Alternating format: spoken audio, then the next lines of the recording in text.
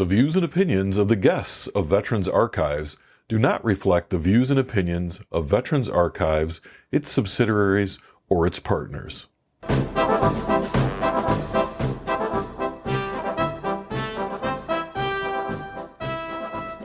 Hello and welcome to Veterans Archives. This is a podcast where you can learn about our military history in the words and voices of the men and women who lived and created it. I'm your host, Bill Krieger, and let's listen to our next story. All right, today is Wednesday, May 31st, 2023. I'm talking with Richard Vsetula, who served in the United States Army. So, Rich, I know that's what we normally call you, Yep. Rich, even though your name is Richard. We're going to start out with kind of the basics. When and where were you born? I was born November 1st, 1950 in Lansing, Michigan. Parents' name was Frank and Ernestine Vsetula. I have two younger sibling brothers, so there's three of us. I started school when I was 4 years old. I went to Geyer Park Elementary. Then I went to C.W. Auto for junior high, and then I went to Lansing Eastern in my high school years. I graduated in 1968. I went to LCC, Lansing Community College. After that, because when I graduated I was 17, I tried getting jobs and I could not because I wasn't old enough. I was working at a Dog and Suds restaurant in Northtown. My dad got me into Melling Forging Company, which was a drop forge for steel forgings. The day I went in, I was 17. When I got off my end of my third shift, I was 18. So I was the youngest one in that time to ever get in there. I worked in the coal forming department, and I worked there until they closed it up because it wasn't they said it wasn't profitable. So they moved it someplace else. So I want to step back a little bit. You, one of three boys, so I got to think that your parents were very busy with three boys at home. Yeah, well, my mom was a stay-at-home mom, and my dad worked at the drop forge. Kept busy. In the summer times, we had a garden in our backyard. We grew raspberries, strawberries, corn, peas, green beans, tomatoes, and stuff. And we would pick them for the family because my cousins would come over and my grandparents. So we all shared the food, plus my grandfather had a big garden out at his place too. But when Mom had enough food that she was canning and stuff, the surplus food that we had, we could take and put in our wagon and take it through the neighborhood and sell it. And we would get money for that, and that's what we did to go to the movies for the Disney movies when they came out, which was a big treat for all 8 of us kids, because my 5 cousins.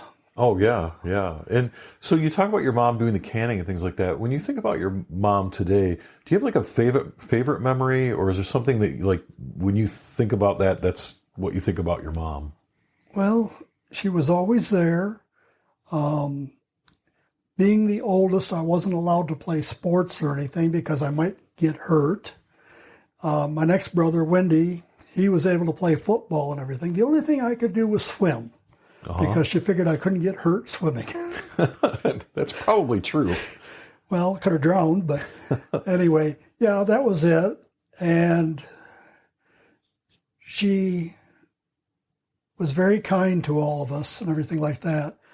I wanted a motorcycle so bad when I was in high school, and she told me no, that I'd hurt myself. So my Uncle Ronald come home from service, and I took a bicycle and cut it in half and put a Briggs & Stratton motor in it, built my own motorcycle, and was running around.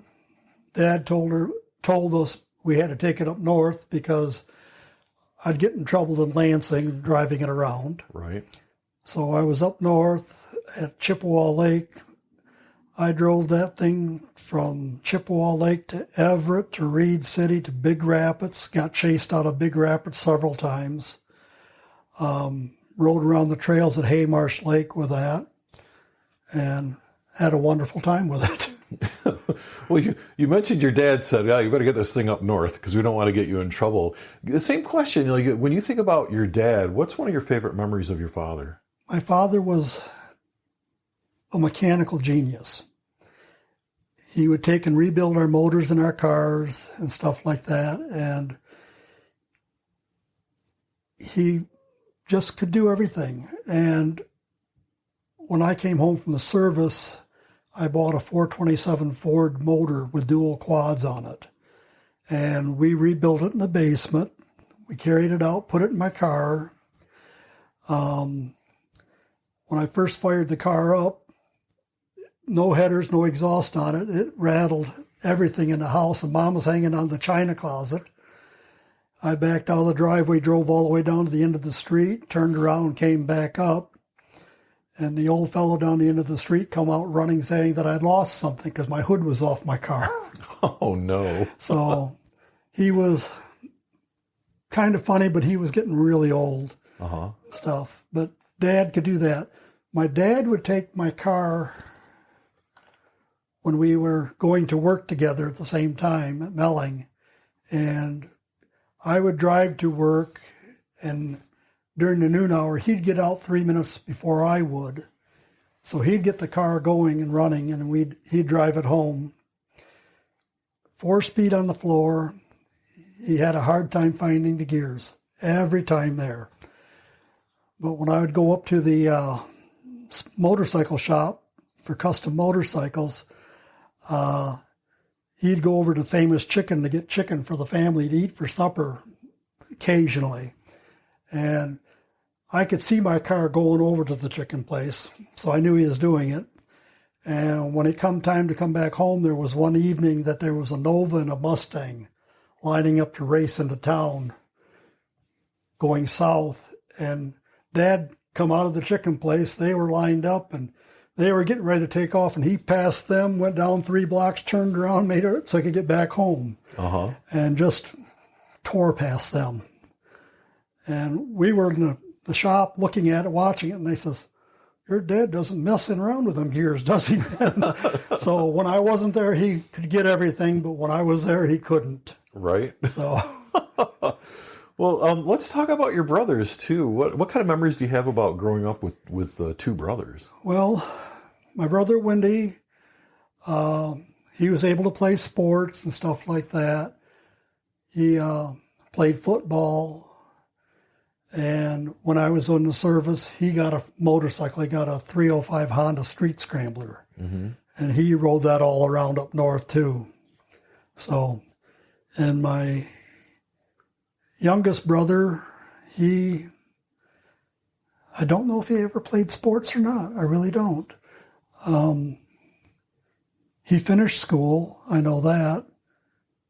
And he was a car nut. He liked Mustangs, and he had a Fairlane 500, 67 Fairlane 500 with a 289 that he put a 302 into it, and driving around. At one time, he dropped the drive shaft out of the transmission, made the back end of the car come up on the road and come back down. They had to tow it back to the house and repair the drive shaft. Oh, no. So that's about what I remember with him. He's still alive today. He had a son and a daughter, and his son died quite young, and then the daughter's married and has 2 little girls. So okay, we did that. And we go to gun shows together all the time. So it sounds like a really good time. And yeah.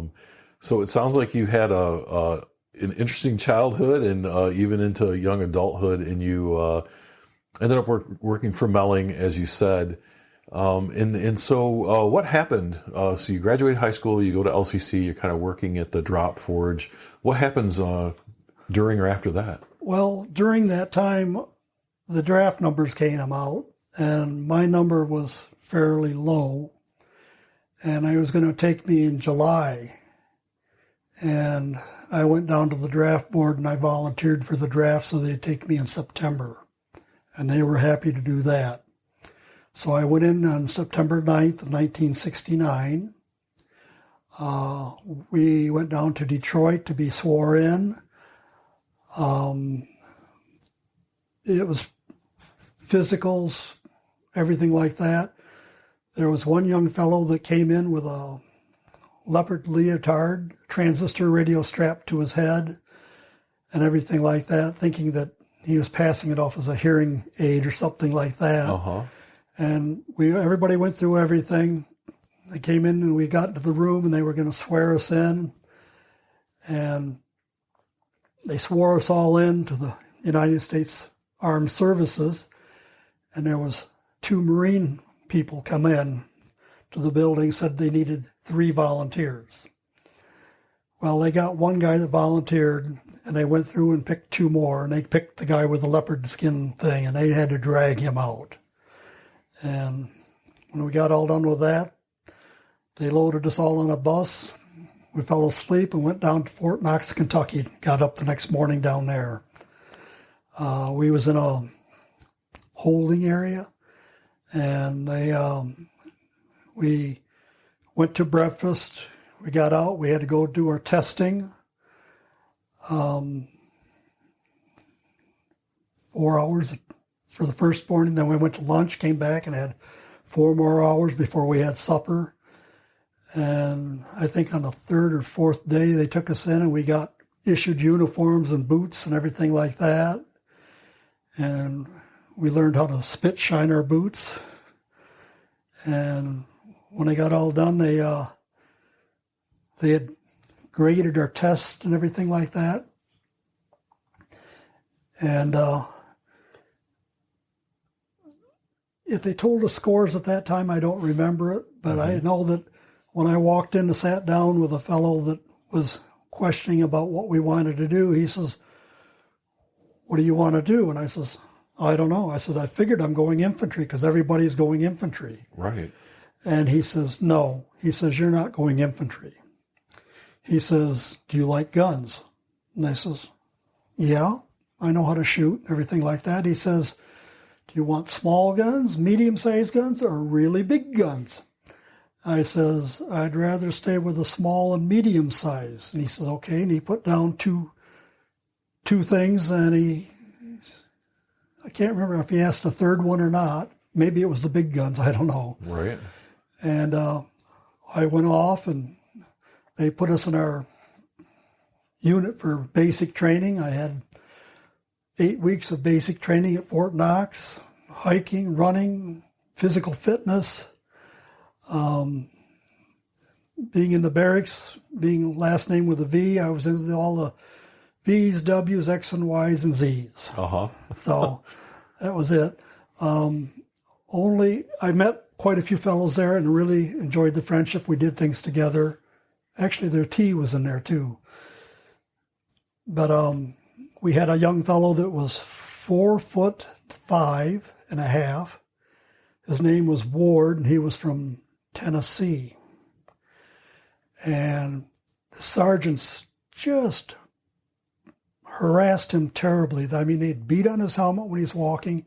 He'd sling his M14 rifle over his shoulder, and when he'd march, taking the step he had to stake, the butt would hit the ground all the time. And I mean, it was just unmerciful. And the interesting thing about him was he never said nothing about it. He just did nothing about it. He just accepted it and went on his way. Uh-huh. We was doing hand-to-hand combat, and they had these raised platforms about 6 feet up off the ground in a big sand field. And this drill sergeant, big, fat guy, he wanted somebody to show how to do everything. So he called Ward up because he figured that was an easy pick. Right, he's short. Yeah, he's how short. tough could this be? Yeah. And they got up there, and the guy says, "Okay, Ward, you come at me." And Ward says, "No." He says, "I'm not coming at you." So the sergeant came at him, and all of a sudden the sergeant's laying down 6 foot on the ground in the sand.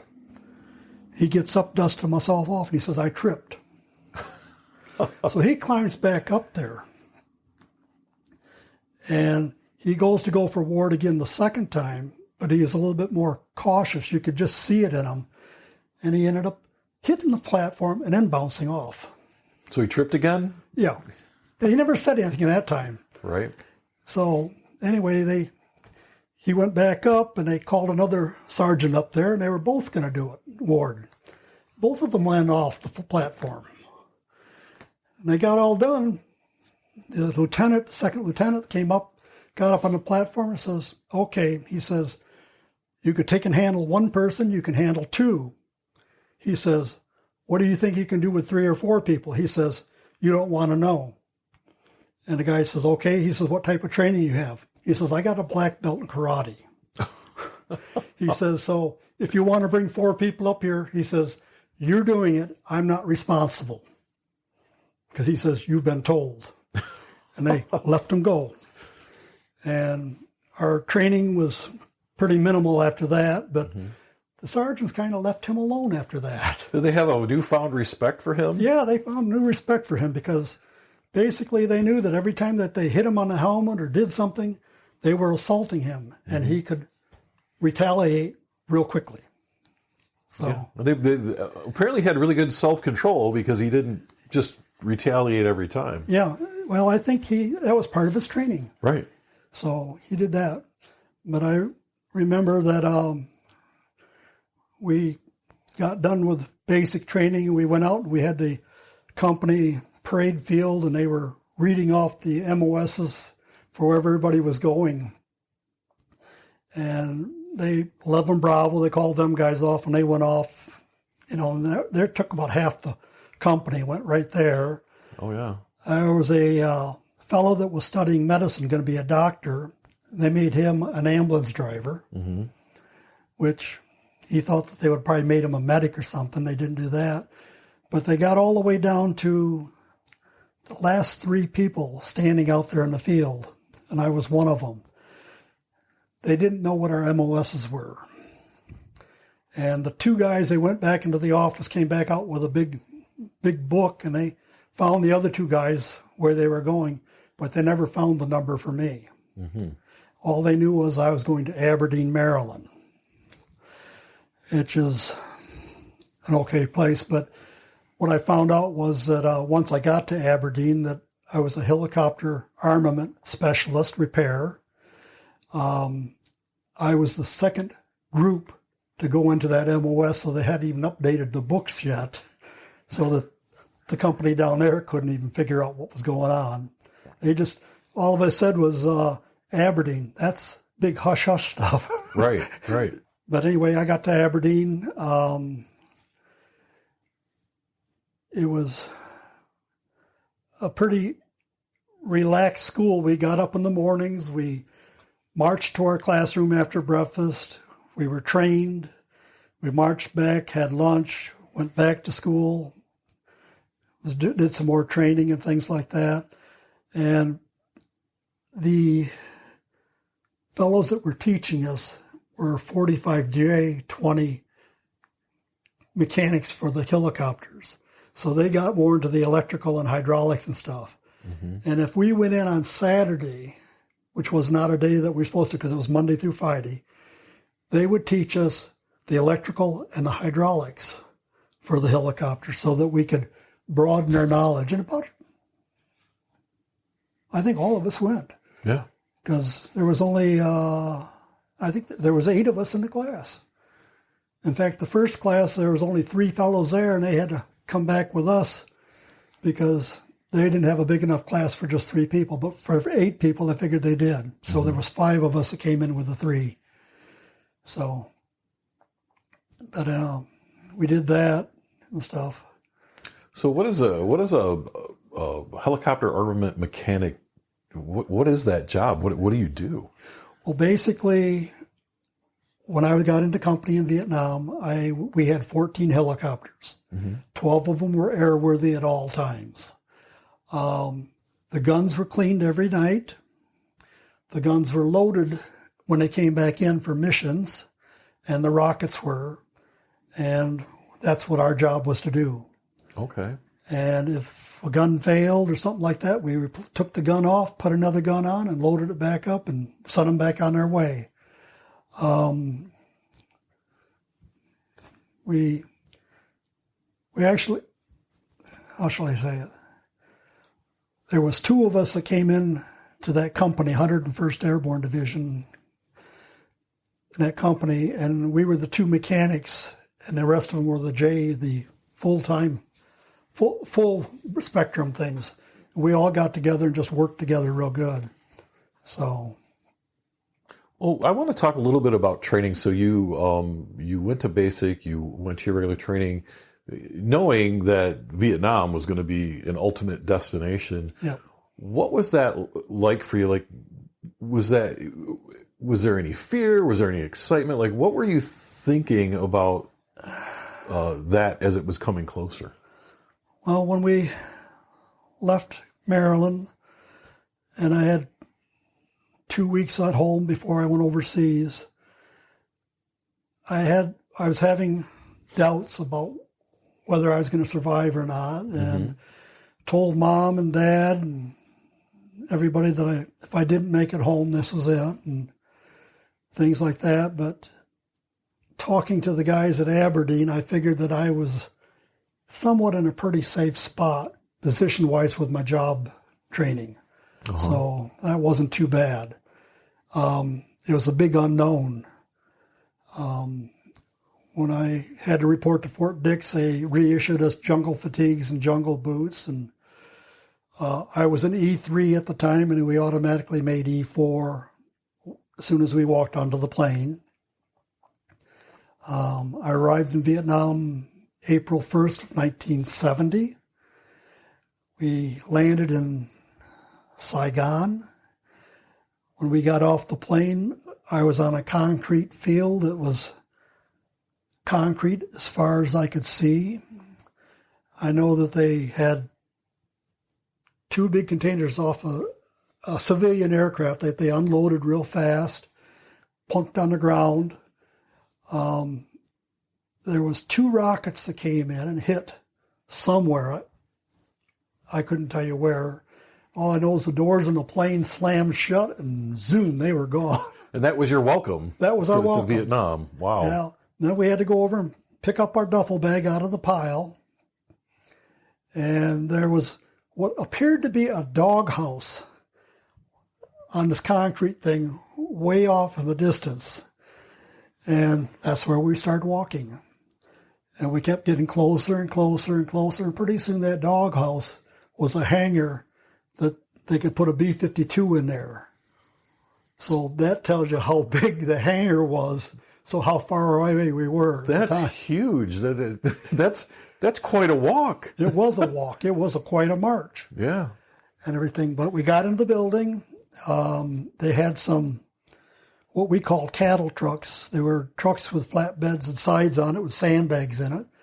They loaded all of us up on 3 or 4 trucks, and we were all standing there looking out the sandbags over the edge and going down these roads, and you'd be going down this side of the road and that side of the road. There'd be a bunker every so often with guys out there on guard duty, and they were laughing at us because we were just coming in, and they thought that. And then we went to a holding area someplace in Saigon there, which was wires and everything like that. And at the time, I thought, is the wires there to keep people out from us or us to keep us in? Probably a little bit of both, isn't it? Probably. I never got close enough to look. Yeah. So, but anyway, they got us there. They gave us a billet to sleep in. Day later, they called the names out over a PA system, and you took your bag and you went down to wherever there was that they told you to, and they put you on another truck and they took you out to the airport, which was a different airport, and loaded us on a C-130, and we flew up to Hue, Vietnam, which was Phu Bai Airport, which was south of Hue.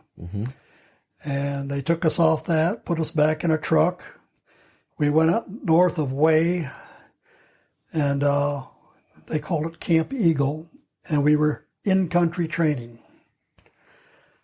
So we had our barracks and everything like that, and we'd get up and they'd issue us guns the first morning, and we did a stroll walk outside the wires, because we had to go through the wires, and down this here road, or two-track, I guess I should say two-track, and we were looking for anything or everything just to get us in country, and everything was fine, and went back in. Next day we did the same thing, but we went a different direction, and we were halfway through there, and somebody opened up with an AK-47, and everybody laid down and was looking all over the place. And we finally, that was it, and we all got back up and marched back into company. So I'm assuming that we fired the AK-47. Right. Hopefully. Well, the bullets didn't come anywhere near me. But I think they wanted to see what we would all do. Right. So, and let's see. I was shaving with a straight razor, which was a no-no in the Army. I was in one morning in the latrine shaving, and a sergeant came in and told me I wasn't supposed to have that, and he took it away from me. Noon the next day, the company commander for that area called me in, was going to give me an Article 15 because I hadn't shaved. Right. And I says, not a problem. I says, but in my defense, I had a shaving instrument, and it was taken away. And he says, taken away? Why was it taken away? And I says, ask the sergeant. And the sergeant came in with me. He's the one that got me and brought me into the company thing. And he looked at me and says, well, why? He said he had a straight razor. And the officer looked back at me and he says, so you halfway shaved this morning before he took the razor away, and this is how much you got now? I said, yes. I says, wait at 5 o'clock and I'll have a beard. And he looked at the sergeant. He says, you didn't turn in a straight razor. Where is it? So the sergeant had to go out to wherever he had it, brought it back in, gave it to me. The company commander says, you go shave. Sergeant, you watch him shave. So I shaved. We went to lunch and everything like that, and I shaved with that straight razor the rest of the time. But the heat there just made my beard grow fast. Really? Really. Really. Well, for anyone listening to this too, because I can't see you, right? Rich has a beard, so no joke. I mean, you can grow a beard, no question. Yeah. So anyway, after that, they from that training camp, I think we were there a week, and then they took us. We had orders cut, and I was supposed to report to D Company, 101st Aviation Battalion, 101st Airborne Division. They took me down to the company headquarters with the truck, put me on another 3/4 ton truck, and took us out to the flight line where we were supposed to be stationed at. And I was home for a little over a year there. So, well, what was a I haven't been in combat myself. I know there's not a typical day, right? They're all different. But what was kind of a typical day for you? Typical day was that we would get up, have breakfast in the morning, and do a police of the grounds for cigarette butts, which really irritated some of us that we didn't smoke. And I think that's a standard problem throughout the whole industry. And then we'd go up to the flight line. We would sit and clean weapons, check ammo and the ammo cans that were brand new, make sure everything was all right. We would put rocket heads on the rocket tubes and make sure that they were stored in the little bunkers that we had on our flight line so that we could grab them to load the helicopters when they came in to be loaded.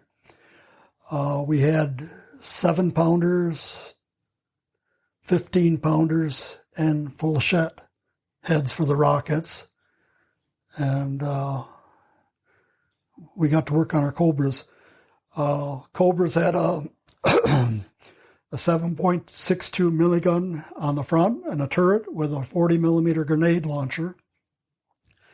The minigun could fire 3,000 and 6,000 rounds per minute, depending on where they held the trigger on the gun. And the grenade launcher fired 750 rounds per minute. A grenade launcher, 750 rounds a minute. That's a lot of ammunition downrange. Yes, it is. The helicopter carried, with full ammo bay, was 8,000 rounds in the minigun, and I believe it was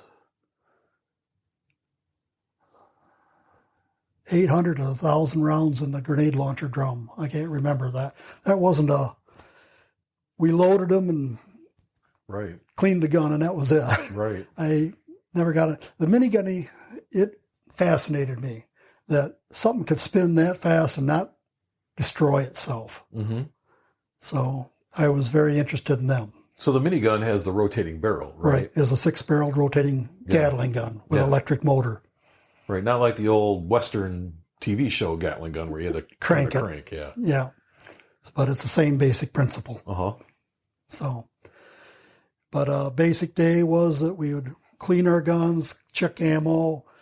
Helicopters would go out for missions. They'd come back. They'd buzz our armament shop, and we'd take the 4-wheel drive mule out, have ammo cans on it. We'd drive up to the helicopter when they shut it down. We'd ground the helicopter to the flight line because it was all steel. Mm-hmm. We'd pull the bays out. We'd load ammo, talk to the gunner and see if everything was okay. If he wasn't happy, we'd pull a gun off, put a new gun on, go with that, and send him back out. And I think our turnaround time for fully loading 2 helicopters was about 5 to 6 minutes with everything that we had to do. That's like being a pit crew in Indy. It was a pit crew. We had to get out there. We had to get it done fast, and we had to send it back out. And we took pride in the idea that we were getting the helicopters back out there as quick as we could because hopefully we might save somebody's life. Yeah, these helicopters, for people who don't know, I mean, this is the height of the war, and this was the first war where we really used our helicopters in this fashion. Yes. Right? And they were a lifeline, whether it was, close in fire or whether it was pulling someone out who'd been injured. I mean, these helicopters did everything. Were very busy. Yeah, the Cobras couldn't pull anybody out. There was only 2 people on it, and that was it. Yeah. But they did cover support for the slicks that went in to put people in and pull people out and pull injured out, stuff like that. So, yeah. And we had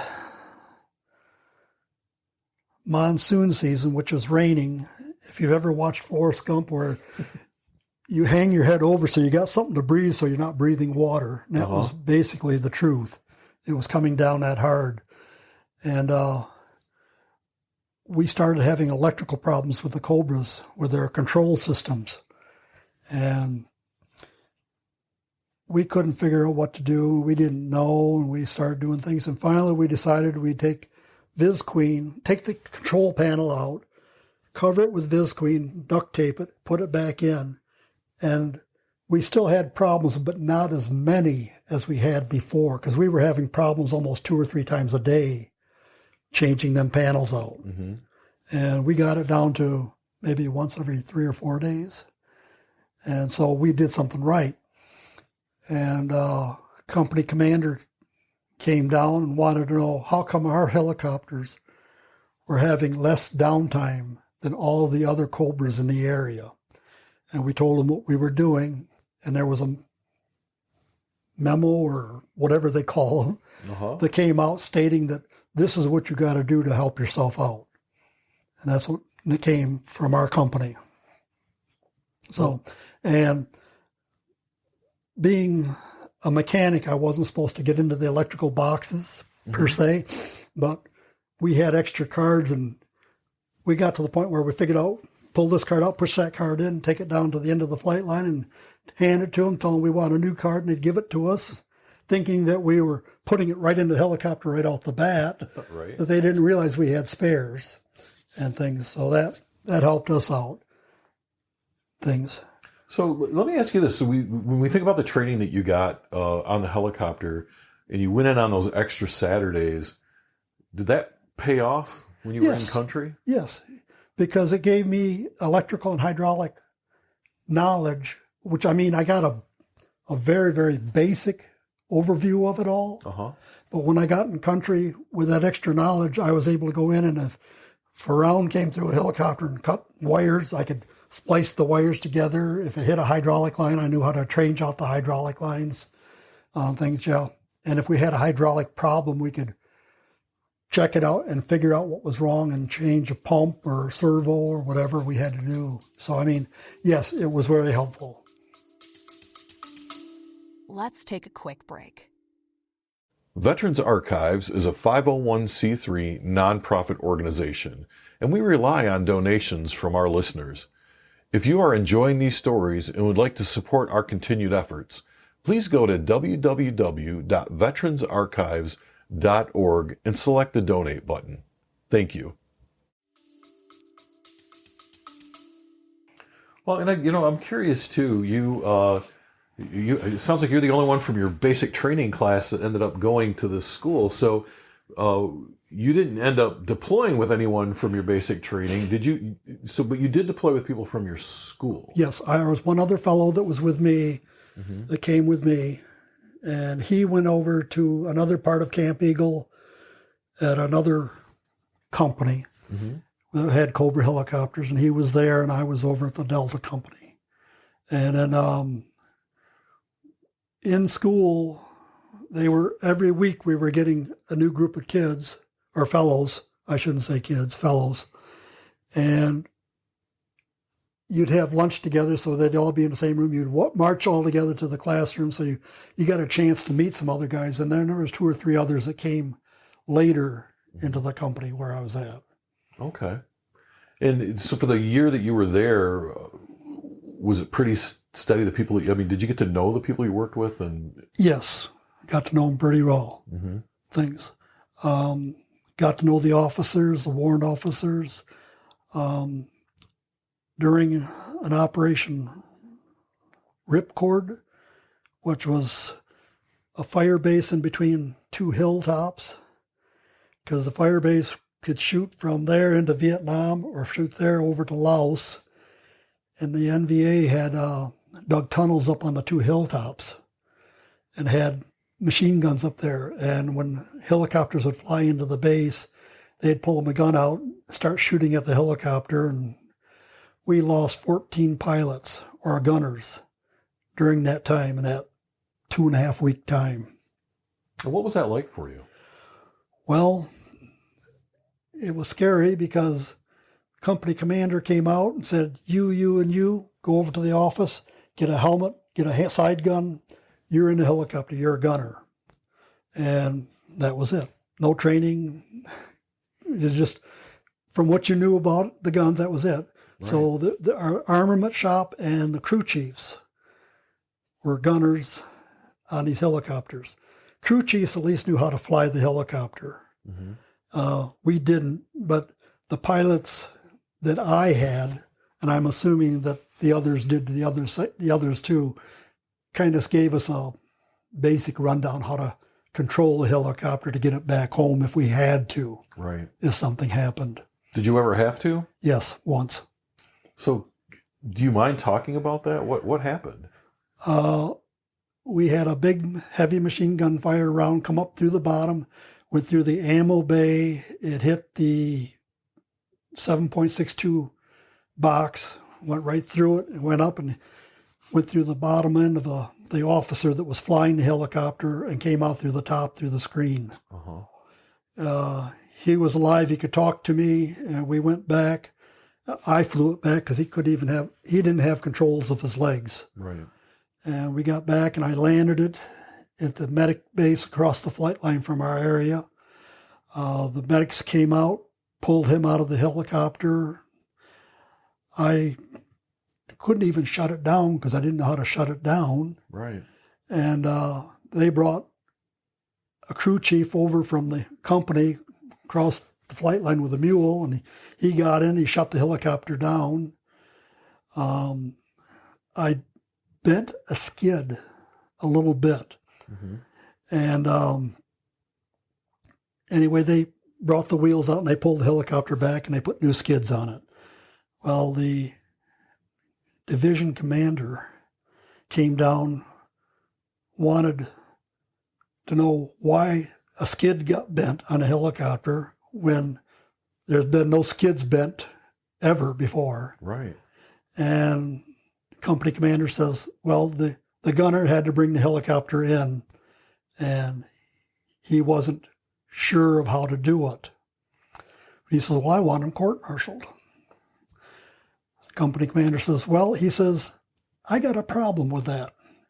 He says, when we lost these many pilots, I had to put in substitutes, and this fellow was a substitute.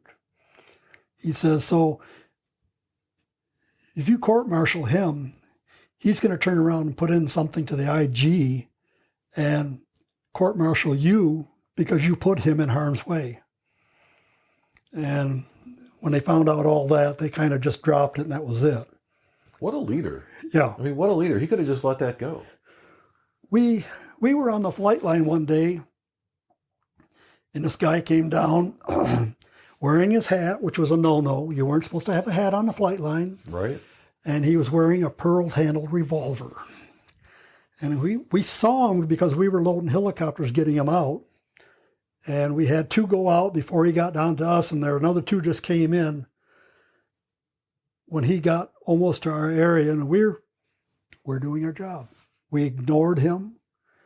We loaded. We got the things going and everything like that. When he got done, we looked over and realized that he was a general. He was a 2-star general. So we all stood at attention, saluted him. And he says, why didn't you do that before? And the CEO of our company come running out at that time. And he says, what were you guys doing? We were loading a helicopter. Okay, looked at the general, and he says, they were doing their job, sir. You don't interfere with them while they're doing their job. When they're done, then you can interfere. So the general kind of got rebuked about that. Mm-hmm. And he talked with all of us, wanting to know what we were doing and why we were doing what we were doing and everything like that. So he showed some interest, but he never said anything more about it. Mm-hmm. And he kept on going down the flight line. Do you remember your commander's name? Not right now. Okay. The last one was Commander Bryce, I believe. Uh-huh. So. And these were all captains that were the commanders there, or what? He was a major. Oh, okay. All right. Yeah. Captains, they were pilots. Okay. And warrant officers were the things. The fellow that got shot, he was a captain behind me. Now, do you know whatever happened to him? He never came back to the company. Uh-huh. And basically, you didn't ask if somebody didn't come back. Right. So probably a lot easier if you just didn't know. Yeah, it is easier to not know. We had a push going into the Ashaw Valley, and they had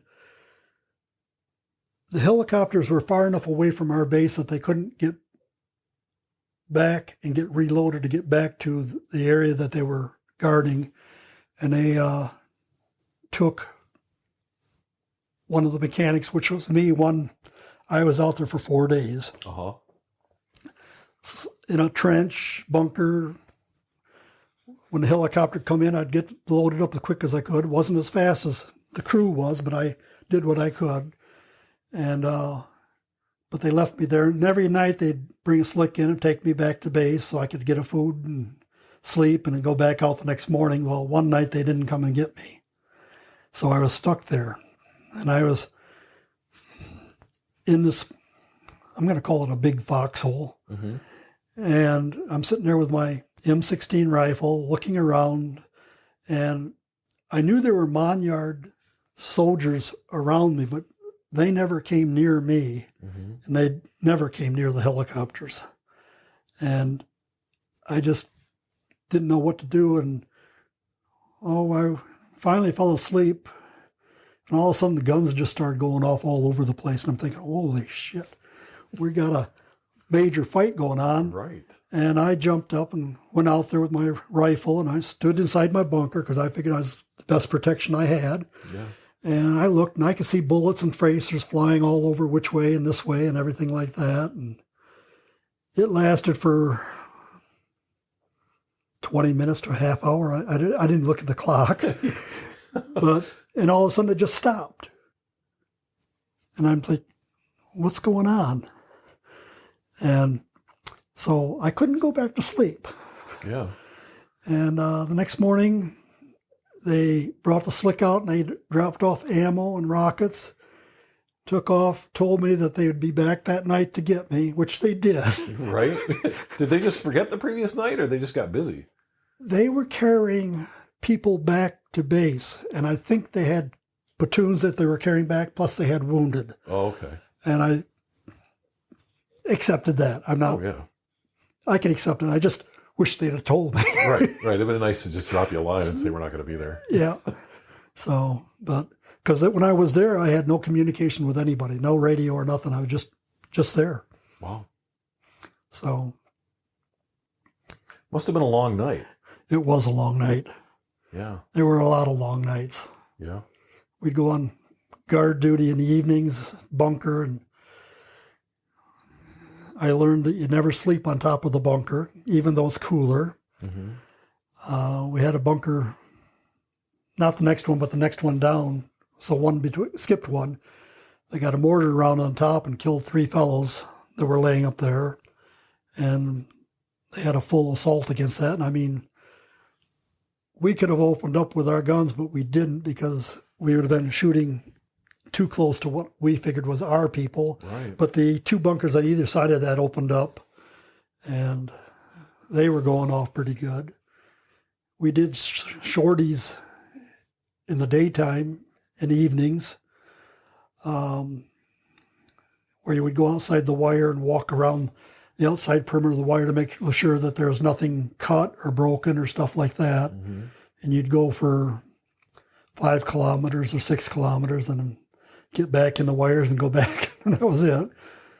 So that was always exciting stuff.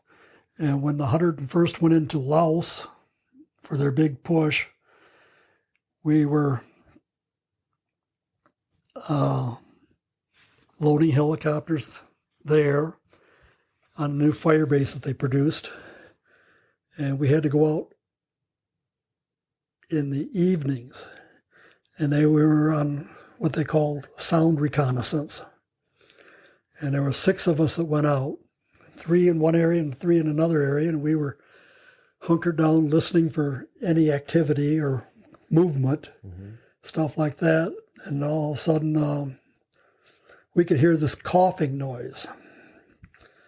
And me and the 2 fellows I was with, we were like, what is that?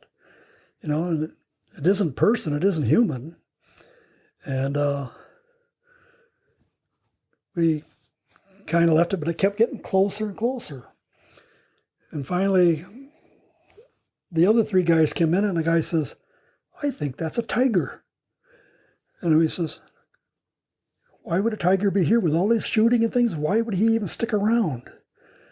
And but it kept getting closer, and we finally decided that we're going to chunk up a tree. And we climbed up a tree, and sure enough, it was a tiger.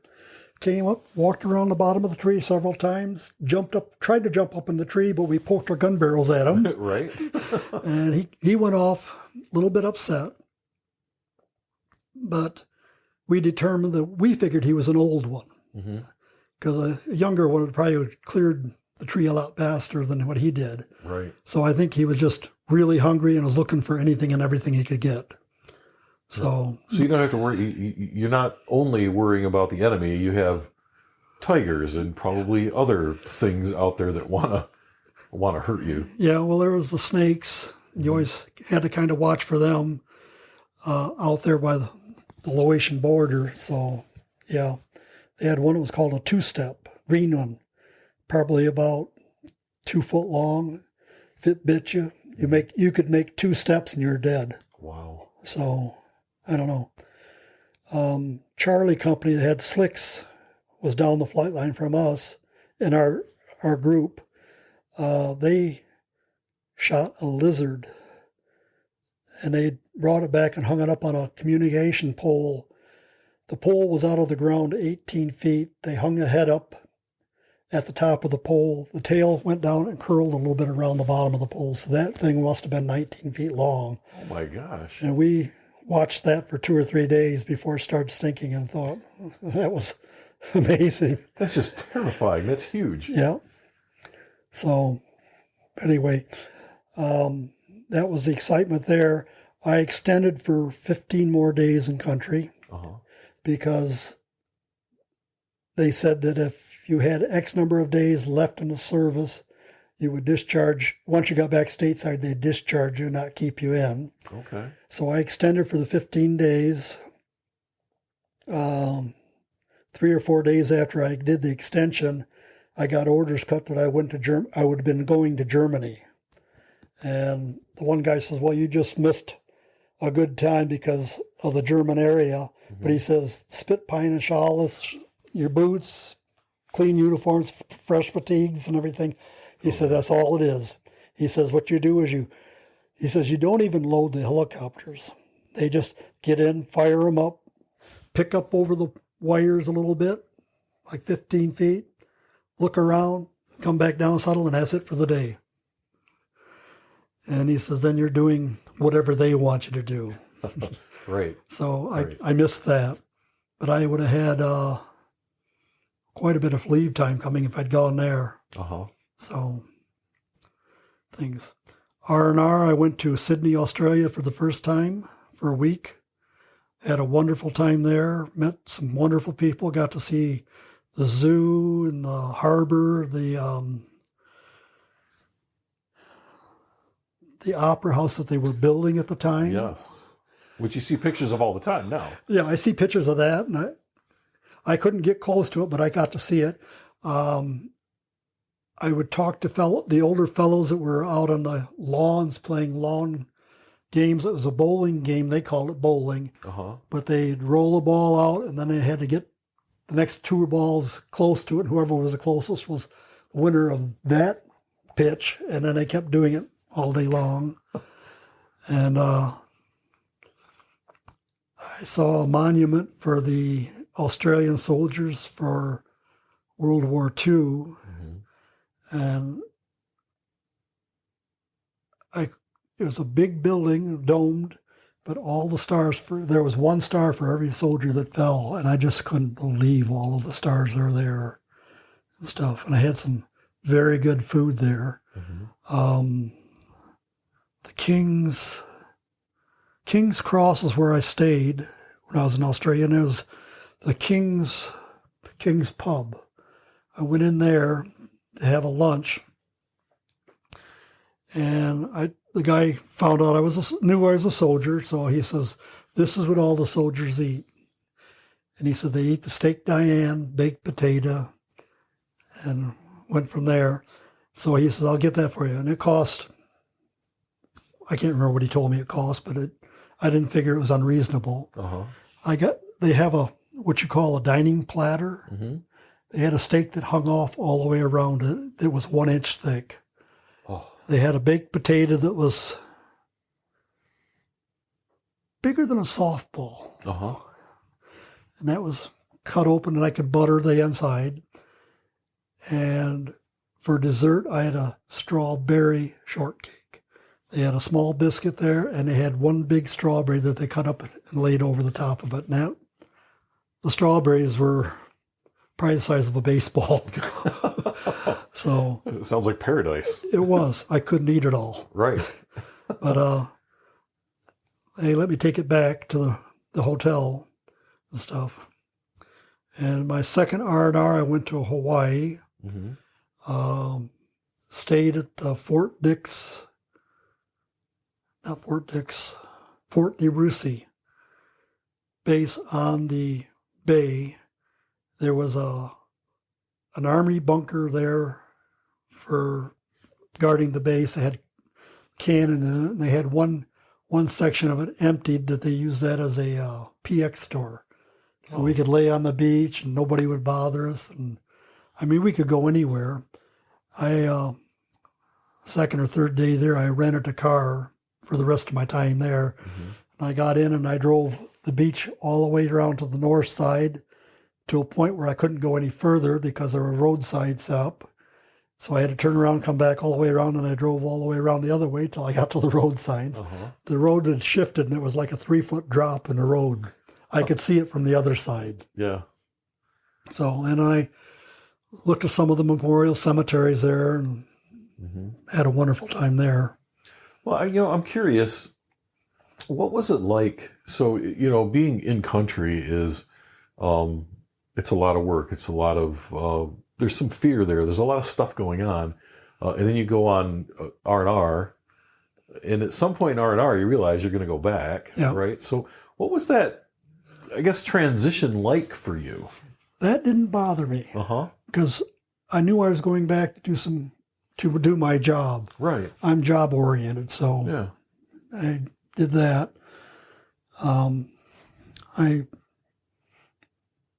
Australia was nice.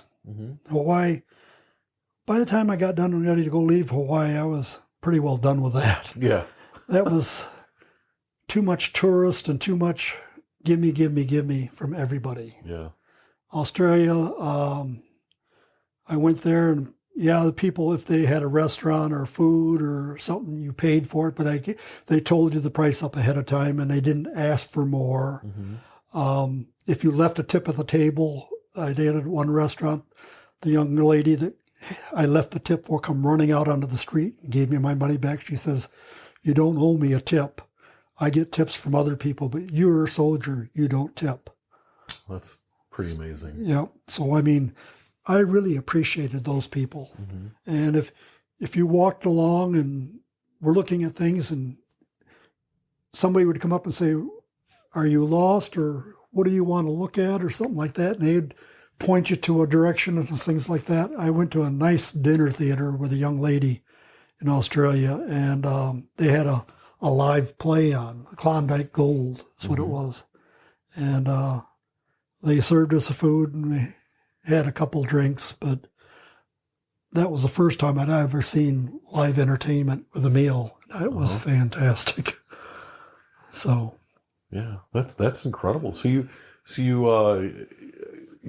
extend for 15 days so that you can get discharged. Did anything happen in that 15 days that made you think, oh, maybe I shouldn't have extended? No, or nothing just happened. Kind of chugged along. Chugged along. In fact,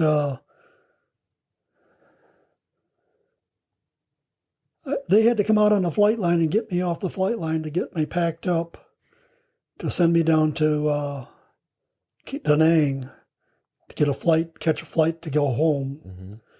That was April 13th when I left, 71. And we flew from there to Guam to Fort Lewis, Washington.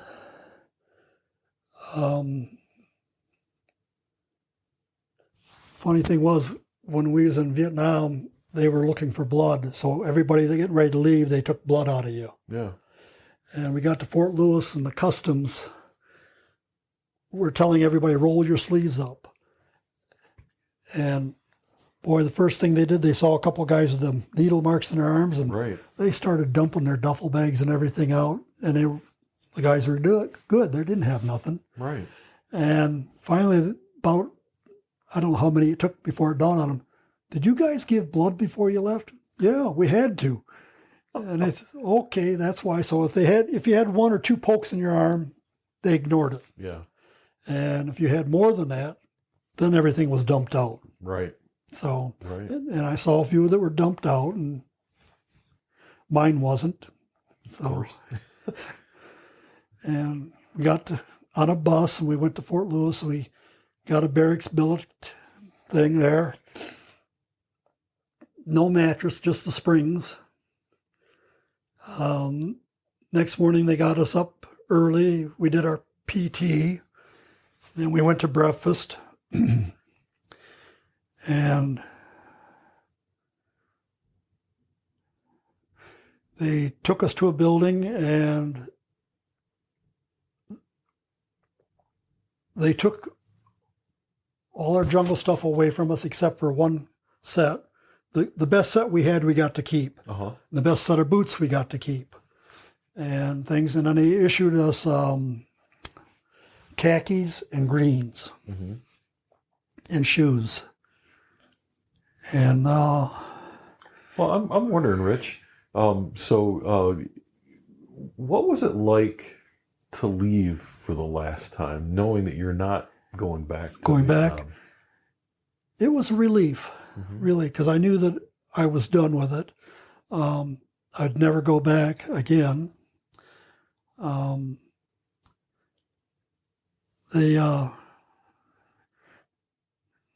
the way there, they said we had very good-looking stewardesses until we got to Japan, and then they put the ugly ones on.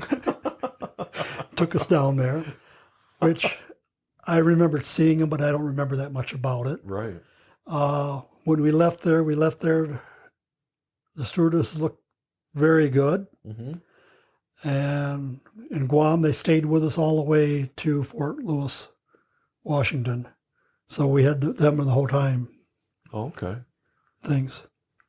So you're at Fort Lewis, you get some new uniforms, and what happens next? They take us in for a steak dinner for lunch, which was our going away meal. And then they took us through this building, and they gave us our orders, gave us our discharge papers. They paid us in American money. And if we had any Vietnam currency, we were supposed to turn it in at that time if we wanted to. Yeah.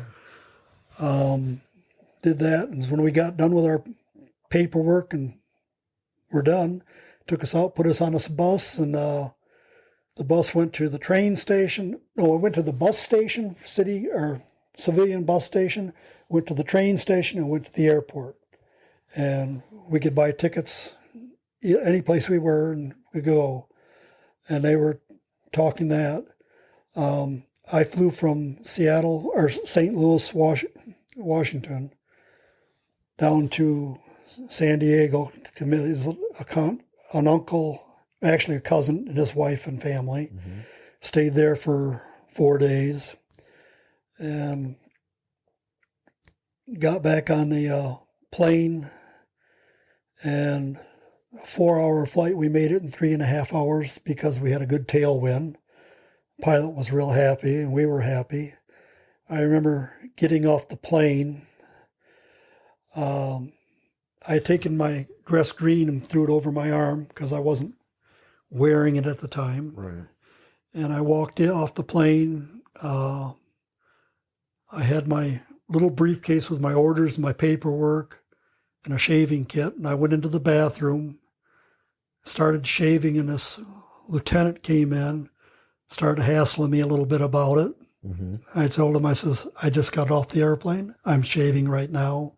I will be presentable when I get out of this bathroom. And he says, well, you better be, because he says, I'm going to stand out here and wait. Big deal. Right. I walked out, my ribbons, my rank, my uniform, and he looked at me and turned around and walked off. So that was it. And then I called my cousin. She came and got me and took me back to Lansing. She was living down in Ann Arbor at the time. And what was that like to land back in Michigan after all that time? That was exciting. Yeah. Because I felt like I was finally home. That I wasn't ever going to have to go anywhere again. But yeah, she took me home. I met my girlfriend that I had there. Went on home, met my parents, my brothers. I sent a Foot Locker home with clothes and books and things that I had from Vietnam. My brothers broke into it. I had to hold my little one brother down to get my boots off him. And things. Kind of a row there. Mom, when they opened up the Foot Locker, she told them to take it out to the garage because it stunk. So, well, that's the interesting thing. So in my time in the military, right, you don't realize how things smell until you're not around the things that smell anymore. Yeah. Yeah, it was that first thing I stepped off that plane in Vietnam. Urine was the biggest smell I could smell. Yeah. And after I'd been there for a while, you didn't think about it. Right. It was just the normal and stuff. Well, when you came home, because this happened to me, like when I came home, the air here smelled funny because it was cleaner than when I was in Iraq. Yeah. I got to think the same for Vietnam almost. Almost it was. Yeah. Yeah, but staying in California for a little while and then coming to Michigan, I kind of got my senses cleaned out there. Yeah. Yeah. So, but, yeah, I came home. So I was discharged April 15th. So that was good. I had, what was it? I had 4 weeks that I had to keep myself clean, or else I had automatically been inducted back into the service. So no troubles. My dad told the fellows at work that I was back. So 4 days later, I was back to work, and I didn't have a chance to run around and do what I wanted to do. Right. So, Was that probably, looking back, was that probably a good thing? well, it got me back into work. Yeah. But there was a few things I wanted to do, but I did them on the weekends. Right. So, yeah, it delayed some of it, but it didn't delay it a whole lot. So, yeah. And I got back into work, and then I started doing my press room duties and stuff like that. Met the fellow that I had seen over in Vietnam at a fire base. Right. And so can you tell that story? We talked about this story when we were kind of walking around the house, but could you just briefly share that story? Because it's kind of interesting because it does happen quite a bit. Yeah. Well, we was out on a short patrol. There were 6 of us. It was always 6 of us. I don't know why. And we came back through the wire, and I was the last one. I was the tail on the patrol. And I had this feeling probably for the last 20 minutes, half hour, there's something like that there was somebody following me. But every time I looked back, I could see nothing. Well, we got into the wires, and we wigged our way through the wires where they had the path opened up, and we had to open up the thing and close it and things like that. And there was a fellow doing guard duty at a bunker right there. And I sat down with him, and I told him, I said, there is somebody following us. I says, keep a watch. And I just kind of stayed right there and watched for a while, but never saw anybody come back. But I met the guy, but I did know he was from Michigan. So that was a plus. In fact, the whole time I was there was only 2 people I met that were from Michigan. So anyway, talked with him for a while, got up and left, went back, did our checkout and things like that. I got back to Welling Forging Company, and this guy was staring at me, and I kept looking at him thinking, he looks awful familiar to me, but I couldn't place it, and I figured must be I knew him from before I went. Right. Just didn't really anything. Finally, he came up to me, and he says, you look familiar. He says, you just came home from Vietnam. And I said, yes. He says, were you in the 101st? And I said, yes, I was. He says, you on a 6-man patrol and you came in last on a patrol? And I says, probably. And he says, I was pulling bunker duty that day when you sat down and told me that somebody was following you. I says, you're the guy. I says, he said, I knew you were looking familiar, but I could not place you. So we had a good time visiting about that, and had lunches together. And well, do you still stay in contact with any of the folks that you served with? No. Okay. No. Everybody was in different directions and had their families and their things to do. I really, how shall I put it, kind of kept myself away from people for the first 10, 11 years after I got out. I went back down to Fort Camp Perry to shoot once a year at their National Rifle Shoot to fulfill my guard time. Right.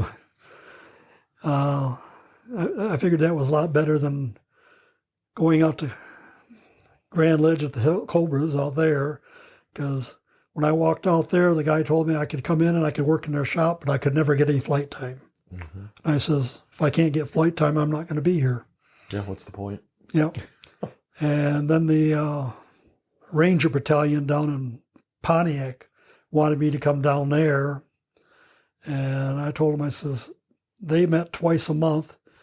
And their thing was throwing live grenades all over the place. And I says, I didn't like grenades when I was in Vietnam. I don't want them now. Right. So I didn't do that. And that's when they come up and told me I had to go down and shoot at Camp Perry. Mm-hmm. So I hear people talk about, well, and I've experienced this myself, is that it was really tough to leave. It was really tough to go into combat. But it was almost harder to come home and get my head right again. I'm just wondering, how was that transition for you? Like you said, you kind of separated yourself for 10 to 11 years. That's a long time. Yep. I mean, what was that like for you? That part of coming home. I was always nervous. Uh-huh. I was always looking over my shoulder. I had a few close friends with motorcycles. I got into motorcycles. Mm-hmm. Found some people I didn't like in motorcycles too, but that's another thing. But yeah, I guess I would say I was on nerves at all the time and on a ball. Yeah. Yeah. Didn't do that. When I did come home, I had 3 pen pals I was writing to, young ladies. One lived down in Dearborn. I never saw her, and I think she was a whole lot younger than me, but she was still a nice person to write to. I met another young lady from a friend that was in the company, in the shop with me. His girlfriend, or fiance, had a girlfriend that worked with her, so I started writing her. And when I came home, I went out and saw her and her fiance. Mm-hmm. And then I went back out a month or two later, and for their wedding, was at their reception. And then I went on further out in Pennsylvania to my friend's home and visited with her sister for the weekend. Uh-huh. And came back home. So I got to meet the girls I wrote to, except for the one, and I got to appreciate her. That's great. So I enjoyed that. So you're married now. When did all that happen? That happened in 1982. One of my friends at Melling, his name was Raleigh Jones. Mm-hmm. He had a 10-year-old sister that just oogled over me all the time. How shall I say it? She kept chasing me until I stopped and she hit me. But she's a good wife. Uh-huh. She was good. She accepted everything and knows things and things like that. I told her a little bit about experience. I told her, I says, if I tell you to do something, you do it now. Don't ask me, because there's a reason why I'm telling you to do it. Right. So, yeah, when I first got home, that first 10 years, I had a gun on me at all the times. Never legal, but I had the gun. Mm-hmm. Yep. Checking the doors at your house, walk around the house as well. I'm assuming, this is typical for a lot of combat soldiers. Yeah, you lock the doors all the time, deadbolts. You have a gun within your reach, probably within about 2 feet of you at all times, mm-hmm. if you're not carrying it. Right. Yeah, that was that. Well, I found too, I know you're telling your story, but I want to share this with you too. Like when I came home, I didn't always carry a gun. I had a gun with me most of the time. But you always had, at least I always had a sidearm when I was deployed. And when I came home and I didn't have that sidearm, I didn't have my rifle, there were times I'd be eating dinner and I'd realize I didn't have, and I would freak out for a couple of seconds. You feel naked. Yeah, you're like, oh my God, I lost my weapon. Yeah. Oh, yeah. So did you find it at some point easy to share all of this with your wife? Yes. She knew that I was carrying guns at Uh-huh. different times because I went to a swap meet with her. Well, I went to with her several swap meets, but I can't remember if it was Wings Stadium down in Kalamazoo or down in Detroit at the fairgrounds. She was hugging on me, had her arm around my waist and everything like that. Mm-hmm. And I always made sure she was on the right-hand side of me and stuff like that. And we got home and I told her I had to take my shirt off, and I took my holster and gun off, and she's looking at it. She says, I was hugging on you the whole day and I never even felt that. And I says, you weren't supposed to feel it. Right. So. Right. That's the whole purpose of carrying a concealed weapon, right? Yep. Is people see it. So I want to go back to the story though. So she's younger than you. Yeah, 12 years younger. Yeah. So she kind of had this crush on you for a long time. Yes. And at some point she became a young woman. Yeah. And you noticed her finally? I think I noticed her all along because she was trying to be a pest. Right. But 17 when she was in high school, well, I asked her on a date during Christmas time to get clothes for her two nephews. Mm-hmm. And we picked out blue jeans, flannel shirts, and little leather vests because their dad was into motorcycles because I got him into the Harleys. Uh-huh. And I was in there, and we spent a lot of time together, and we worked together too. So, in fact, he was with me when we went to the apprenticeship program for millwrights. Mm-hmm. We were the last 2 8-year apprentice millwrights at Melling Forging Company. The UAW went down to 4 years. Uh-huh. So, and both of us finished up just a little over 4 years on our apprenticeship, 8-year apprenticeship program because of all the overtime hours we worked. Yeah. So, but if something had to be done, the two of us could do it so fast it wasn't funny. Right. Well, that's part of that work ethic that you talked about. Like you always want to be keeping busy and keeping your hands busy. And Yeah.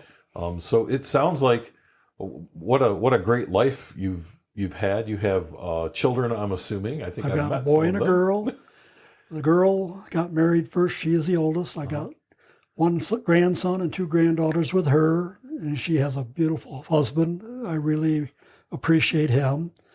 My son got married to his longtime sweetheart, and they got 2 girls, and I just love all of them.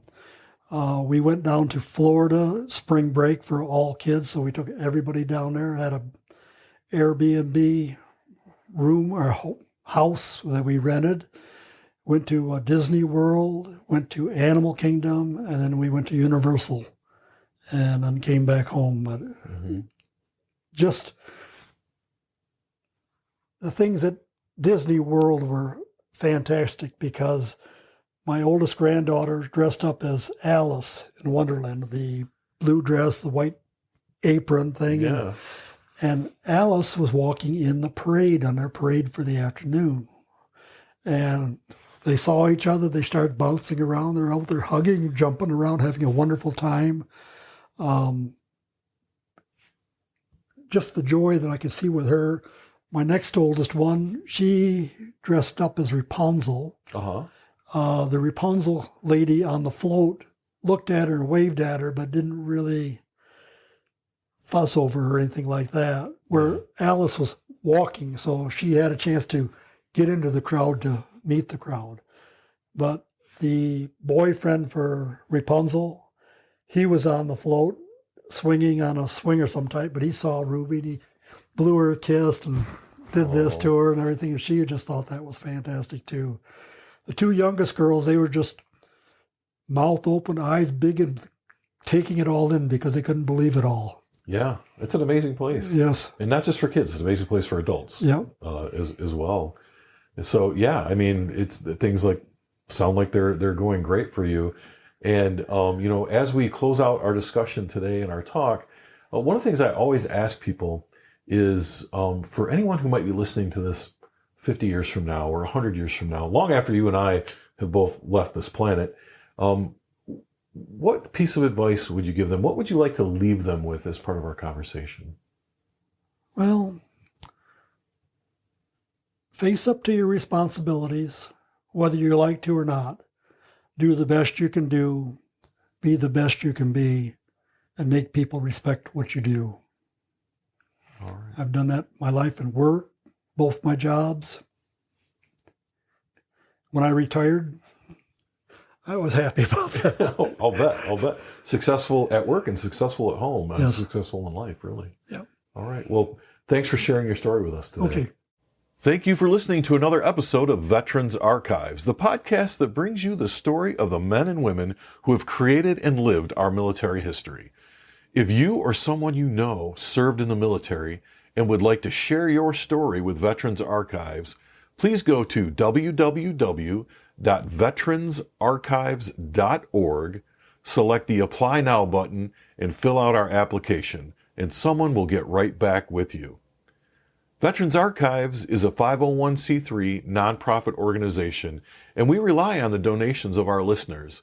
If you are enjoying these stories and you support our efforts, please go to www.veteransarchives.org and select the Donate button. Any donation is certainly appreciated. Look for Veterans Archives on your favorite social media. We are on LinkedIn, Instagram, and Facebook. Just look for Veterans Archives. Like, follow, and share our page. We'd certainly appreciate it. If you or someone you know is a veteran and you are struggling with mental health issues, please dial 988 and select option 1 for the Veterans Crisis Hotline. Please be sure to tune in next time for the next episode of Veterans Archives.